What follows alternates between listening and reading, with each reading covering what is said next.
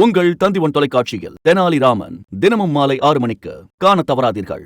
Tech pass குழுமத்தில் இருந்து விலகிய போதிலும் விடாமல் துரத்தி வரும் சர்ச்சைகளுக்கு விளக்கம் அளித்திருக்கிறார் யூடியூபரான சுதர்சன். என்னதான் நடந்தது இவர்களுக்குள்?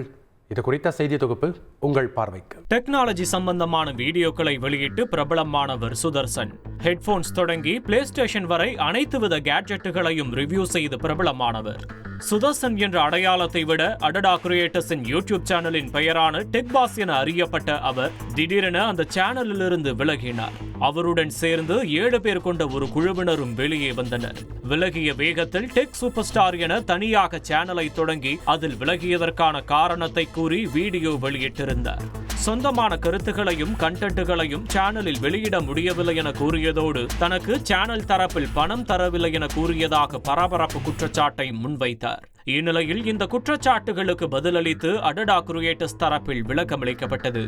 அதில் கட்டப்பையில் வைத்து கம்பெனியின் பொருட்களை எடுத்துச் சென்றதாக சிசிடிவி காட்சிகளுடன் பரபரப்பு குற்றச்சாட்டை முன்வைத்திருந்தனர்.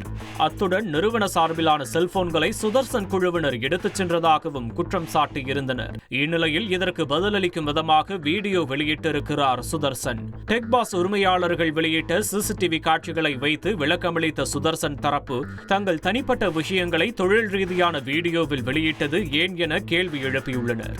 அத்துடன் டெக் பாஸில் பெரிதும் ப்ரமோஷன் வீடியோக்கள் மட்டுமே வெளியிட்டுள்ளதாக சுட்டிக்காட்டியதோடு தானும் அடடா கிரியேட்டர்ஸின் மற்ற பிசினஸ்களில் முதலீடு செய்துள்ளதாக குற்றம் சாட்டியிருந்தார். மேலும் மற்ற பிரபல டெக் சேனல்களையும் தாழ்த்துவதற்கான பணிகளையும் செய்ததாக கூறியுள்ளார் சுதர்சன்.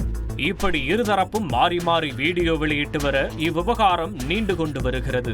அண்மை காலமாக Irfan versus biryani man, A2D channel சிக்கல், TTF வாசன் சர்ச்சை, தற்போது டெக் பாஸ் சர்ச்சை என அடுத்தடுத்த சர்ச்சைகளால் கலைபர காடாகி வருகிறது யூடியூப் சேனல்கள்.